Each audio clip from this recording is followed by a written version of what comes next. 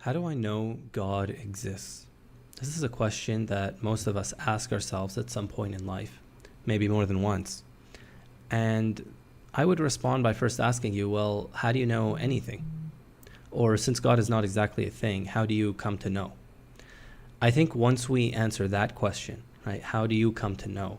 Then we'll have a better idea of how you can come to know that God exists or doesn't exist, or whether it's impossible for us to know such a thing.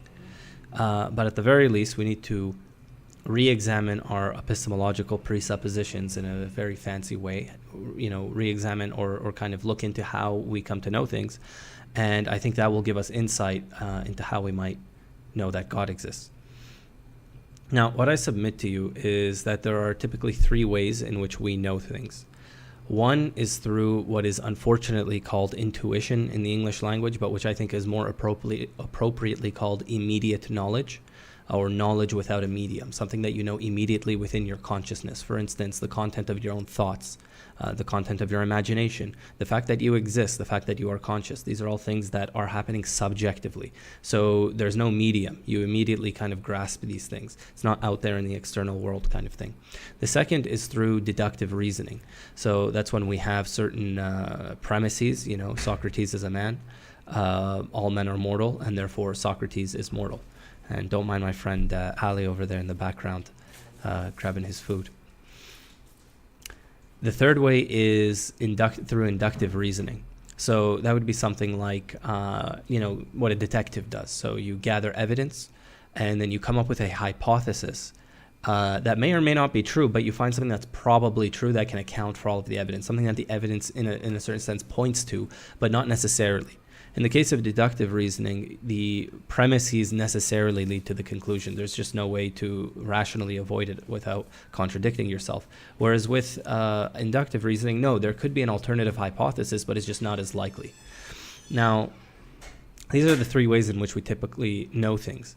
And you might notice that I excluded something, which is sense perception. I mean, don't we know things by seeing them? After all, don't you know that right now you are looking at a computer screen, and therefore that a computer screen exists, and there's somebody on the other end, speaking to you, and whatever. That seems like how we know a lot of things, through simple observation. And what I would submit to you is actually that no. The way we know that is through a combination of immediate knowledge as well as reason. And I'm going to explain all of these in a second.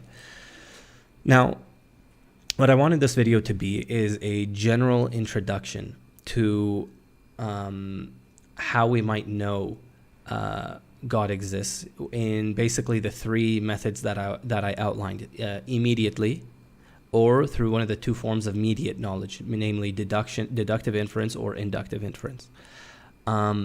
So I wanted to explain what each of these are, and perhaps in this video I will go into the first one, which is immediate knowledge, how we might know God immediately.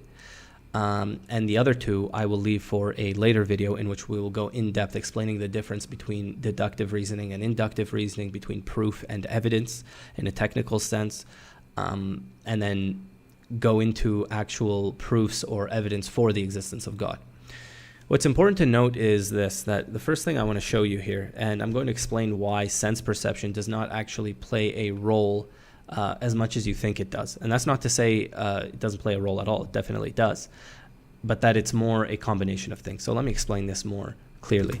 So here we have my little drawing pad. And I find that it's easier to explain certain things visually. And so this is going to be an in-depth video, and we will get into some technical stuff here, but hopefully it'll be easy enough to follow with this drawing pad. So I want you to imagine this as, your consciousness, right? And let me just adjust the camera here. Okay. So imagine this is your consciousness, and this is the world out here, right? And, you see Bob. Okay. So here's Bob out here in the world, presumably. And what happens is, this little thing comes up where you now see Bob. Okay. So what's happening here is you think that you are seeing Bob, but in reality, what you are seeing is an image of Bob in your mind. And you are then inferring that there actually exists a Bob out here in reality using reason. Okay, now how do we know that you're not actually seeing Bob himself in your mind? Well, there's a couple of reasons. First of all, Bob is made up of matter, and what's in your mind, the image of Bob obviously is not. Second of all, the reason why we know that you're not seeing Bob or out external reality directly is because sometimes you make a mistake, right? So if you're sometimes making a mistake about what's up here, it means that what's in your mind is not actually the thing itself. It is an image, a representation, something which is representing something out in the external world. So now how we can reliably do this is a huge concern in epistemology. We're not going to go into that, but I think that in general, people think that this is reliable. I see Bob, therefore I infer Bob exists out there in the world, that it's not simply a figment of my imagination, that my own mind is not all that exists. And so you infer something about the external world. So sense perception stays basically on this side of the divide. You can think of this as the subjective, although I don't like that word, right? The subjective side. You're not going into the external reality here. You always infer. What gets you from the subjective to the objective is typically reason when you're inferring something exists in the external world. Now, what I'd like to do is first show you another example of this from my blog here. One second. So if you see over here, we have a picture of two glass of a straw broken in a glass, but your eyes deceive you, right? We all know that the straw is not actually broken, but it only appears that way to us. So from these simple things, you can understand that you're not actually seeing the thing itself. What you are seeing is an image in your mind. So this is something kind of trippy when you think about it, because this is kind of what Descartes was on about when he said, well, how do I know that I'm not in a dream? Because, if you imagine that what you're seeing is really this is all that you have access to. You don't have access to this. Well, who's to say this whole thing, this world, who's to say that this is really representing that? That's a huge problem, as I said, in epistemology, but I think most people are going to accept that, yeah, you know what, I may not be able to exactly explain how, but when I have an image in my mind, it does typically represent external reality in some way. Yeah, sure, some people are colorblind. Some people might, maybe sometimes you have a deja vu or whatever. But typically what's happening here is correlating to something in reality. We're going to assume that's true for the most part, because otherwise we're going to get into a very deep discussion to do with epistemology, which most people, in the end, they are going to accept that external reality exists anyway. So we'll just take that as kind of a given. But the point that I'm making here is simply that you're not perceiving it directly. You are inferring it. Okay, that's very important to know. You are inferring things that exist. Things exist out there in the world. Now, on this side, what we have is immediate knowledge. Now, when I say immediate, I mean without a medium. So immediate, right? That's like without a medium, right? And the reason for that is this. If you see here, this is mediate knowledge. Your knowledge of Bob here is mediated by the image in your mind. However, this image itself, immediately. Your consciousness grasps this directly. Your consciousness grasps, for instance, when you are hungry, right? I'm going to put this H for hunger.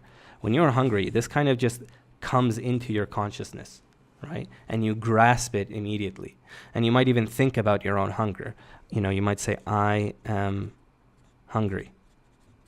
And, your let me move this over a little bit.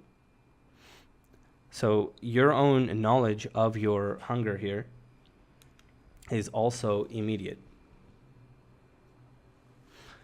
Right? Your own knowledge of your own thoughts is also immediate. You don't it's not some kind of inference that you're making to the external world. You grasp it directly. You can't doubt, for instance, that you are seeing an image of Bob. You might doubt that Bob exists out there in reality. You might say, maybe I'm in a dream. You might say, maybe I'm hallucinating. But you can never deny the fact that it appears as though Bob exists. Likewise, you never make a mistake about what you think you are thinking, because it appears immediately. You can never make a mistake about whether you feel hungry. Okay? None of that ever happens. Now, so immediate knowledge, we're going to say is divided into two, deductive and inductive. Now, these we're going to cover in future series. For now, what we're going to focus on is this side of the divide. Now, this is really important because typically we think of God as, I don't know, some bearded man in the sky, right, who's like super powerful. This is going to be his muscles, right? Super powerful old man in there in the sky, or like this bodiless mind. But the point is that God is something out there in the world, and we have to infer from our consciousness. We have to have some kind of image and then infer using reason the existence of God, of this either bodiless mind or whatever, there's some kind of conception. So we're going to have a representation here that's going to infer using reason. And it's for that reason that people typically are like, okay, well, what's your proof and evidence that God exists? The reason why people are saying this is because they're thinking God is another thing out there, and we're going to prove using reason. And definitely you can prove some things out there about the external reality, namely that something approximating God exists, meaning an all-powerful, infinite, absolute being must exist out there. I believe that you can demonstrate this metaphysically. But the point is that there's also another way in which God is known, which is the subjective. Now, what I would say is this, that for most believers, in fact, there is a combination of the two going on, but the primary ends up being this, meaning that in the same way that you might experience your own hunger, right? And you can think about your own hunger in the abstract. You can say, I am hungry, or Bob is hungry. And in fact, you can feel hungry without actually thinking I am hungry, and you can think I am hungry without actually being hungry. Right now, if I told you, think I am hungry in your mind, you can do it, and maybe you're not necessarily hungry. Similarly, you can think about somebody else being hungry. This is all your abstract mind going on here. Now, within your own consciousness, right, which you're grasping immediately, there's something which I call, I guess, or not really it's really a Quranic term, the divine light, so to speak. So it's an experience like hunger, except you might think of it here as this is supposed to be a light, but my drawing really sucks, so you're going to have to, that's supposed to be like a shining luminous light, like the sun or something, okay? So whatever. Now, this experience, right? Wait, sorry, before I go into this, my apologies. Okay, my apologies. Imagine somebody had never been in love before. Okay, they had never experienced love. Now, even if you gave them all of the objective facts about love, if you told them the neuroscience behind love, if you told them what causes love, what chemicals are released into the human body when somebody is in love, none of that would constitute knowledge of what love is.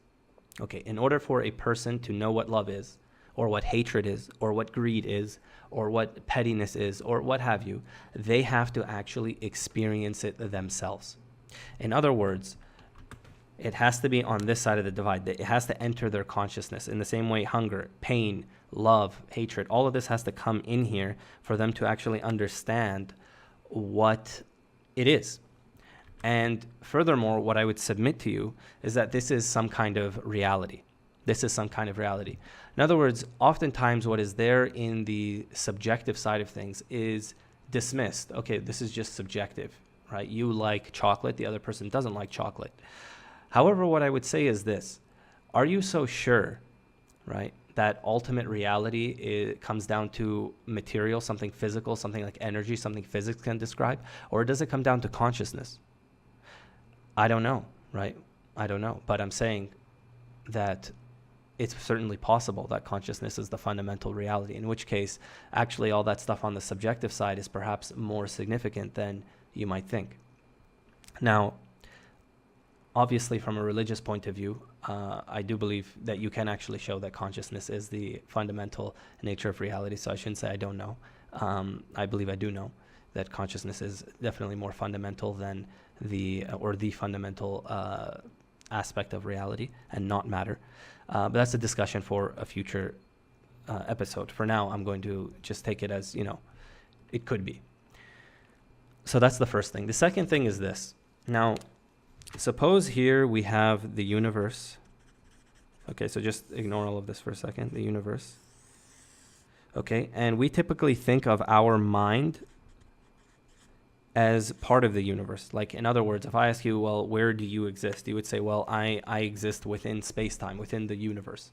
So your mind, your consciousness is within this greater thing. If that is the case, right? If that is the case, then clearly mind is somehow part of the universe.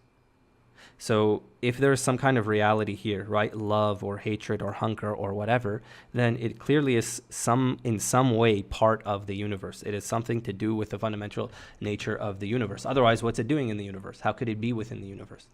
Now, there are different conceptions for the relationship between mind and matter. Some people say that there is no matter, there's only mind. Some people say that there is no mind, only matter. Some people say that there's both, and actually they coexist in two totally different realms. That's neither here nor there. On a typical, let's say, scientific atheistic worldview, this is more or less accurate. Now, given that that's the case, right? Given that that's the case, if something, as I said, hunger is over here, or consciousness, the experiences of consciousness are themselves somehow part of the fundamental nature of the universe, then so too, this experience of what I call the divine light, okay? This, experience for people who have experienced it, and I believe most believers have experienced this to some extent. Remember, this isn't a 0 or 100 kind of thing. It's a continuum. So maybe some people have experienced it like 10%, some people like 2%, some people like 99%, right? When people have experienced this kind of changes the way that they view the world.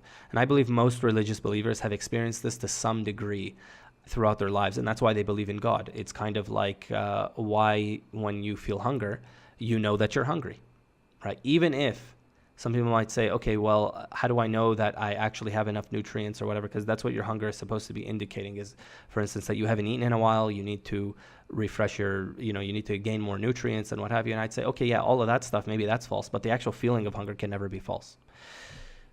Given that that's the case, if this thing is a fundamental experience, an emotion, a more than an emotion, a fundamental thing that a person immediately knows from within the depths of their consciousness, if it is something like love, that only a person who has experienced love can know what love means, and knows that actually this is in a sense, a more real experience than anything else out there in the universe. When you've seen that, then you come to believe, you come to know, and you come to understand, right? You come to understand.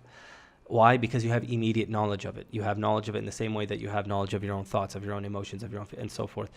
You have knowledge of the divine. In other words, the subject and the object unite in this case. There's something that crosses the bridge here between the subject and the world, and something somehow crosses the bridge here, and you see through this kind of the fundamental nature of reality through your own subjective consciousness. So there's 3 basic questions left that I want to cover in this video. The first is the following. If this, what I'm calling the divine light, this experience of God, is something that's purely within our subjective mind, then, okay, who cares? We already know religious believers see this within their own mind, so who cares? This is just their subjective feeling. It has no objective reality, this kind of idea. The second thing is, okay, how would I experience this, this light that you're saying is within somebody? They can experience it within their own consciousness. They can know it immediately and infallibly. How then do I experience this? The third question is just a general question of what is it exactly that is going to satisfy you if you are asking the question, how do I know God exists? What is it that's going to satisfy you? So these are the 3 questions that remaining. As for the first question, right, if this is something that's simply within the subjective mind, then it doesn't say anything about the real world, so who cares, right? In which case, first of all, what I would tell you is then you're going to have to apply the same logic to all the things that human beings care about. Love, hatred, goodness, morality, evil. All of that is just going to be subjective nonsense. It's not going to mean anything, and you shouldn't really care about it. But of course, that's not true. In fact, all the things that we care about are actually within the subjective mind, number 1. Number 2, as we said, if the mind is part of the universe, then clearly there is something in here. This is indicating something about the fundamental nature of the universe. There's no way to reduce the mind to simply matter. There just isn't, right? These experiences are in and of themselves in some way real, right? They're in some way real. And when you really accept that or internalize that, then you realize that, okay, if I'm having an experience within my own consciousness, this is actually something that is integral to the nature of reality. Furthermore, even if God only existed, quote unquote, within the mind, it doesn't make God any less real. The reason is because, as I said, let's say only love was only within the mind. It's not out there in the matter. Okay, but does that make love any less real? No. It is an experience. It is there in reality. And it is, of course, a presumption. We have no idea whether or not this divine light, right? If you've never seen it before, you have no idea whether or not it is simply within the subjective mind or it expands into all of reality. And we have no reason to presume that. But the point is that even if you were to take that presumption, it still indicates something fundamental about the nature of reality, because consciousness is something fundamental about the nature of reality. It is experience. It's the way things are. And if hunger didn't exist anywhere outside the human mind, it would still be real. If the divine light didn't exist anywhere outside the human mind, it would still be real. The experience itself is the reality. What I'm saying to you is this: you're kind of still stuck in this mode where you're thinking God is out here, right?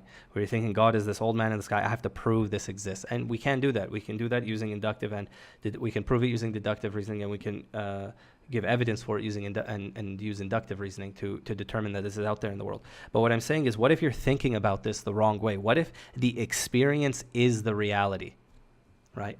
What if the experience is the reality, in the same way that the experience of love is the reality? The experience of hatred is the reality, right? That's what I'm trying to get at, is that, you know, it's not necessarily something out there. It can be within here.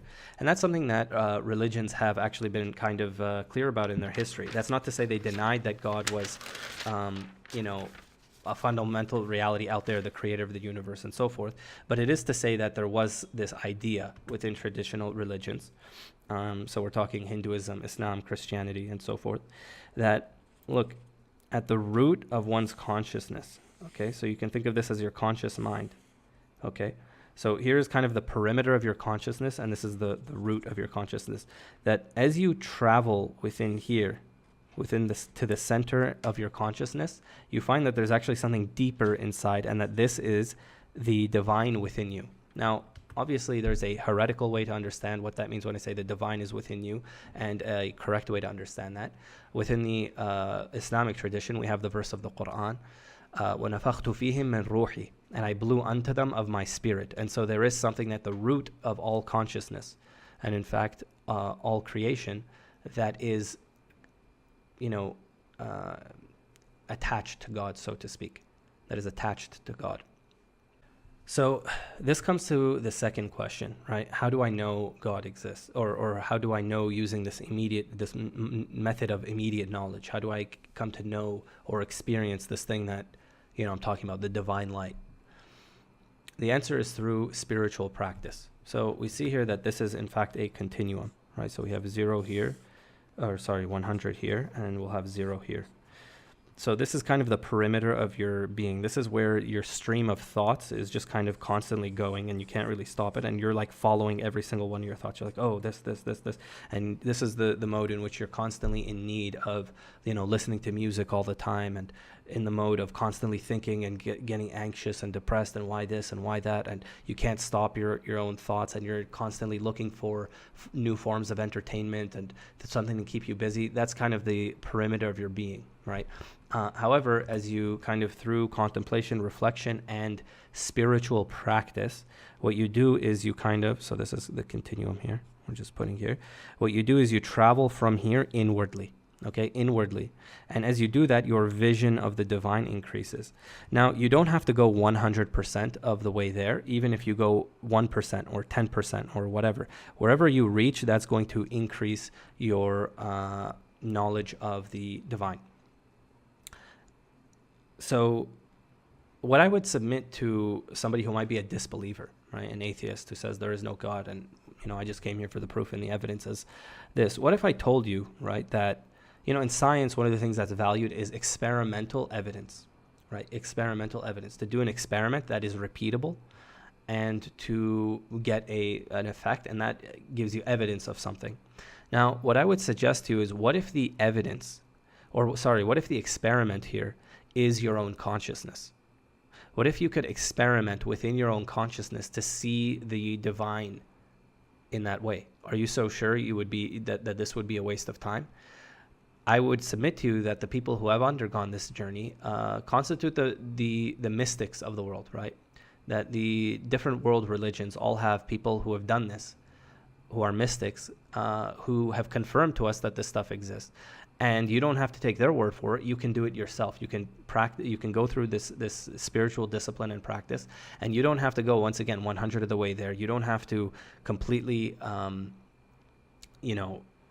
just abandon the world and go into a cave or something. Even if you go 10% of the way there, I really believe that you will see something deeper to the meaning of reality and creation. I think it'll come immediately within your consciousness, and you'll grasp it and you'll understand it, that you'll get a new kind of vision.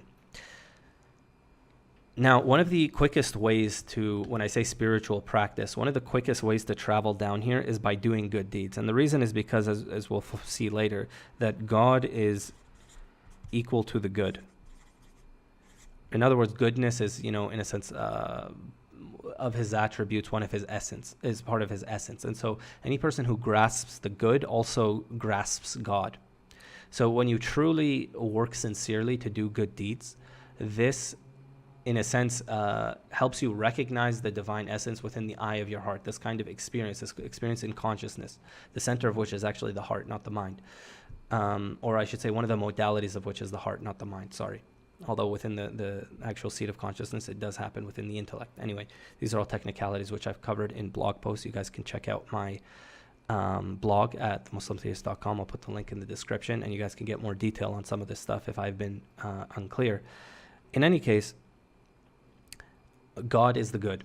And so as you do good deeds, you get closer to the good. You embody the good. And so you see the good.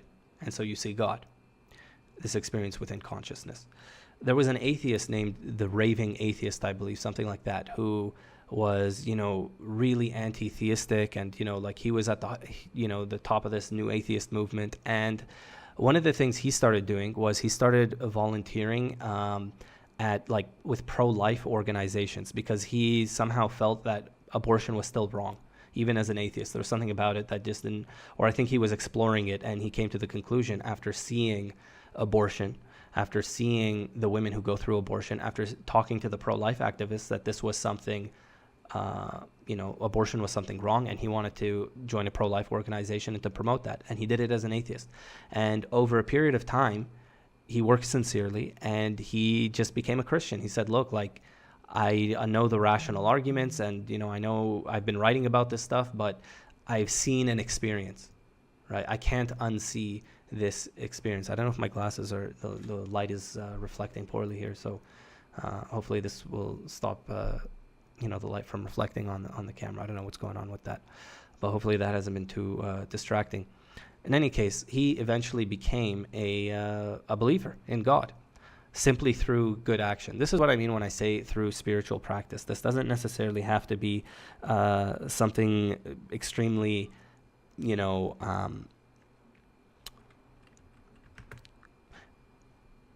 extremely technical, and we think of spiritual practice as like this image immediately comes of like this guru who's sitting in like the lotus position and what have you.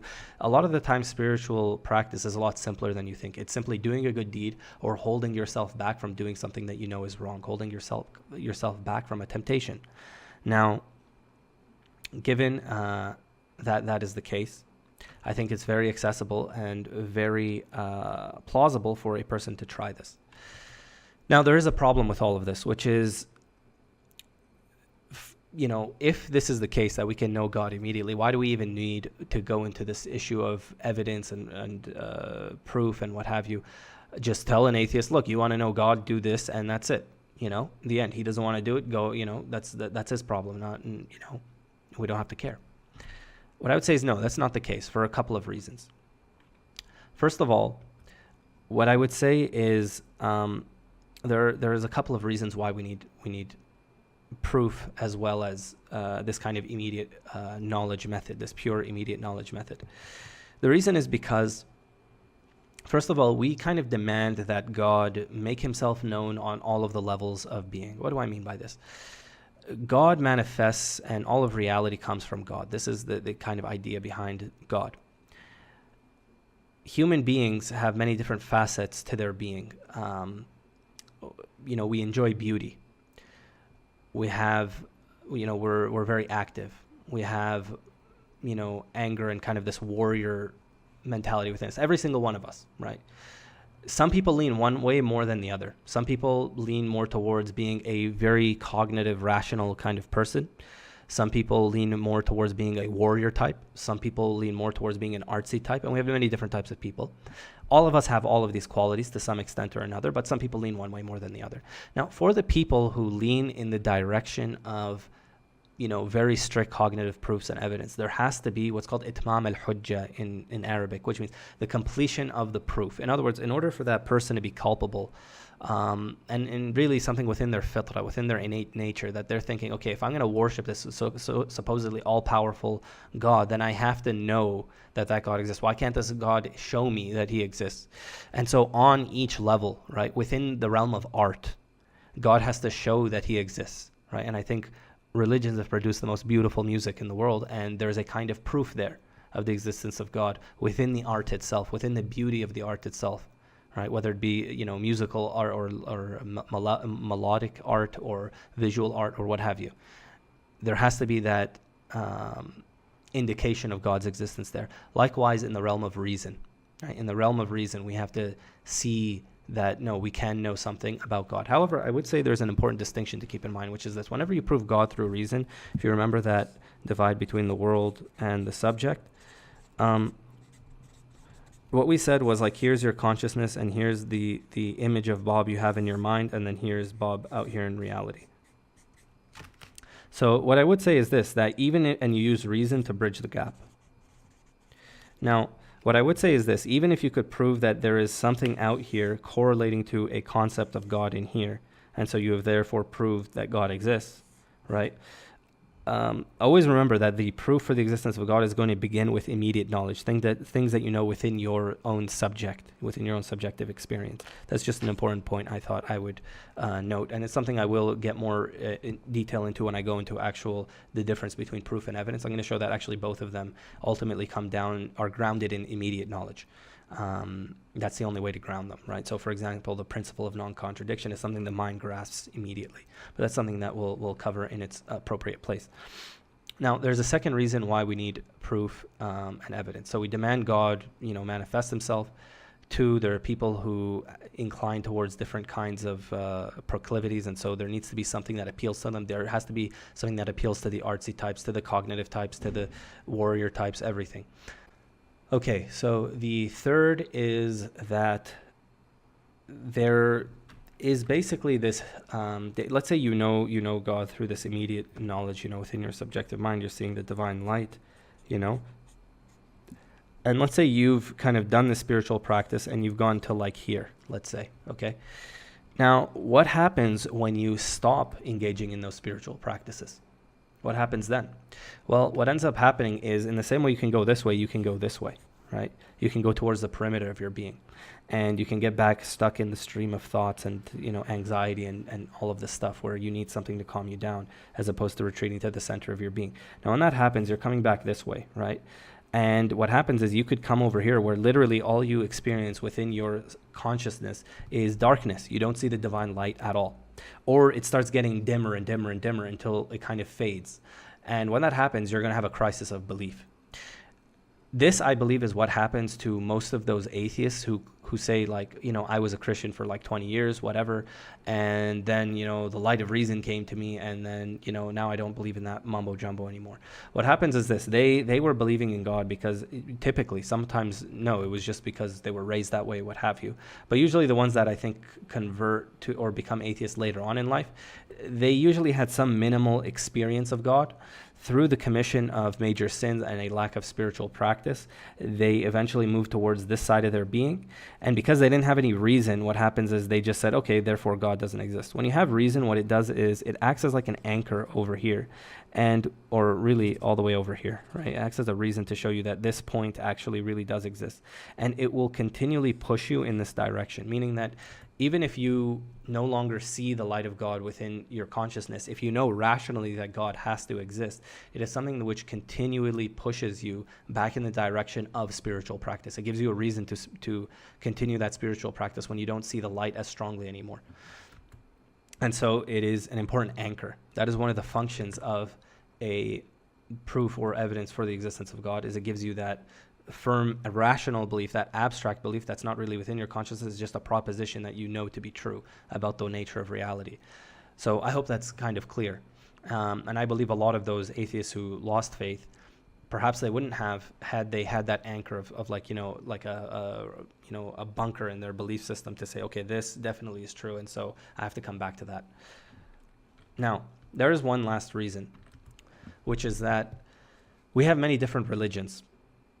Given that that's the case, we need to also employ a reason, because presumably all of these religions are giving some kind of spiritual experience, right? Particularly the major world religions, Hinduism, Taoism, Christianity, Islam, Judaism. These are giving some kind of experience of consciousness to their members, which is why these people are following that religion. It means something in their life. They feel the existence of they feel connectedness to some kind of higher power and so forth. Now, given that that's the case, we need to use reason here and say, okay, so are all of them true? Is only one of them true and the rest false? Are some of them true and some of them false? Here we need to use reason in order to, at least in part, maybe we can use immediate knowledge in a certain sense, but at least in part we need to use reasons to parse these things out. Furthermore, there are specific theological claims which are made by certain religions or certain sects within certain religions. These have to be assessed using reason. So there's no way around getting into this kind of discussion with reason, because the details of which religion you're going to follow, which sect you're going to follow, whatever, it doesn't just come down to, okay, well, I know it's true in my heart, right? You might know God exists in your heart, sure, but the specific injunction to, I don't know, pray this way or that way or this many times a day or whatever, I mean, that's something that clearly we have to use reason as well here. It plays a role. So that's the fourth reason, I think, that we have to get into proofs and evidence for the existence of God. Now, the last topic that I wanted to cover was, what's going to satisfy you? As I said, there's going to be three ways that we're going to know that God exists. One is through immediate knowledge, the second is through deductive reasoning, and the third is through inductive reasoning. What I would actually say, and you can split this in another way where you can just go and say, for instance, you have like, let's say, so like a split, you have mediate knowledge and immediate. And then this further splits into deduction and induction. Okay. Now, what I would say is this, that this is never really knowledge of God. This is knowledge about God. So let me just adjust this over here. So this is knowledge about God. This is knowledge of God. Okay. And the reason is because this is seeing the divine light within your consciousness is immediately grasped, whereas this is simply a concept which you are inferring represents external reality, which is not a concept, is not God. An experience, fundamental root of your nature of your consciousness, that is something that you can say is going to be attached with the divine. So what I would say is ultimately the only thing that's really going to satisfy somebody is immediate knowledge of God. That's the only thing that's going to satisfy a human being. However, if you are, let's say, having real doubts about the existence of God, then what a proof can do is exactly what we were talking about here. This applies as much to atheists, where this anchor over here, this proof, right, or evidence, is an anchor over here, which is going to push you. It's going to give you a reason to go through the spiritual journey. It's going to give you a reason to move in this direction. So some people, they can't just be like, look, I'm not going to experiment with my consciousness or whatever. I think this is a whole bunch of mumbo jumbo. Show me that this is at least a reasonable thing to believe, and then maybe I'll consider trying it out. Maybe I'll consider trying this spiritual practice out. And as we said, that this is a certain aspect of the human being. In the same way we like art, we like whatever, we're also reasonable creatures, and so somebody has to appeal to your reason. Given that that's the case, we need a proof, as I said, we need a proof for the existence of God. And this will satisfy, these two will kind of satisfy your intellectual curiosity. They will not satisfy the whole of your being. They'll satisfy one part of your being, or one aspect, one modality of your being, which is the rational modality of your being. But the rest of your being will be fully satisfied through immediate knowledge of the existence of God. So for that reason, I encourage people, if you want to know God exists, follow a religion that allows you, that you have confidence, allows you to experience the divine. Some Muslims out there might criticize me. What do you mean a religion? You should just say Islam, right? To which I would respond, yes, I believe Islam does give you knowledge of God. However, for knowledge of God, specific, just God alone, I do believe all of the monotheistic religions do give you that. That a Christian does experience God in some sense. I do believe that. That's going to be, that's not to say necessarily that Christianity is valid today. It is to say that somebody who follows Christianity sincerely, I do believe, has some kind of experience of God in their heart. I don't believe that, it's just some rational belief that's just out there in the abstract that they're falsely believing is true and what have you. No, there is something in the heart there, and I think it's for that reason that God commanded Muslims really to protect the synagogues and the churches, because God has remembered much in them. I do believe that these are all related. Now, so again, the discussion about what religion should a person follow today, that's a different discussion. For now, I'm just saying that if somebody is on complete atheism, follow a spiritual path that you can see, or at least you think will give you that immediate knowledge of God. I would personally advocate for Islam, because I believe it's the religion that takes God most seriously, particularly in the modern age. And I don't think you're going to get anywhere with Protestant Christianity in particular, and even nowadays Catholicism is not really going to get you there. Orthodox Christianity is a little bit more serious, and Hinduism is a mixed bag. But Islam is very much the clear path, in my view, to getting this basic knowledge of God through in your own consciousness. Okay, so coming back to what is going to satisfy you. Again, the rational proofs will satisfy the intellectual, rational aspect of your being. The root of your being really will be satisfied by this immediate knowledge, and hopefully we can get both. Both would be useful. Some people want a 100%, no doubt about it, metaphysical demonstration. If that's the case, you want a deductive proof. And if that's the case, it's going to be painful. I'm warning you from now, because you're going to have to go through every single step in the reasoning, step by step, and be very minute and very particular. And most people really, they don't like reasoning like that, because it's very painful. It's like math. But if that's the kind of thing that you're going for, you have to be willing to put in the work. That's what I would say to you. Some people are like, no, I don't need something that's 100%. I just need you to give me a good evidence that this is probably true, right? That there probably is a God. If you can give me that, I'll be satisfied. That's enough for me. So for those kind of people, just giving evidence and an inductive argument for the existence of God is sufficient. Once again, we'll be covering those in a future episode. So the last thing I wanted to say is this, that there are some people who, no matter what, actually will not be satisfied. There are some people who, no matter what, will not be satisfied, meaning even if you gave them a good inductive argument that shows that God probably exists, they're not going to be satisfied. If you gave them a metaphysical demonstration which goes, point by point through very meticulous reason to show them that God exists, they're not going to be satisfied.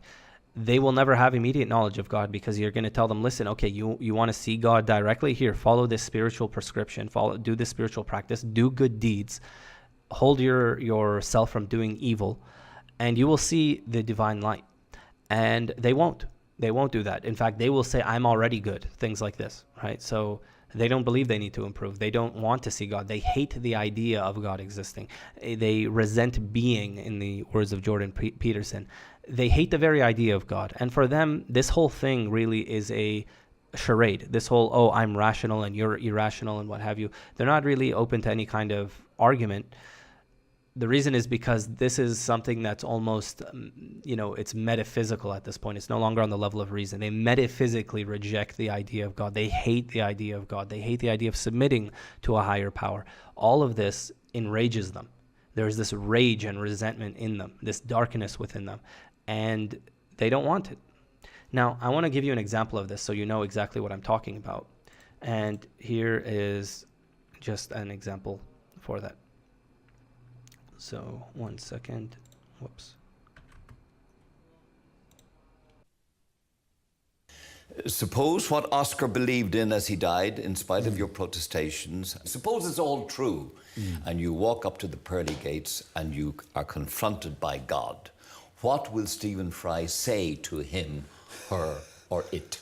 I will basically, what's known as theodicy, I think. I'll say bone cancer in children? What's that about? How dare you?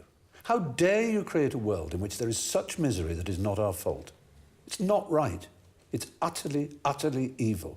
Why should I respect a capricious, mean-minded, stupid God who creates a world which is so full of injustice and pain? That's what I'd say. And you think you're going to get in on that? No, but I wouldn't want to. I wouldn't want to get in on his terms.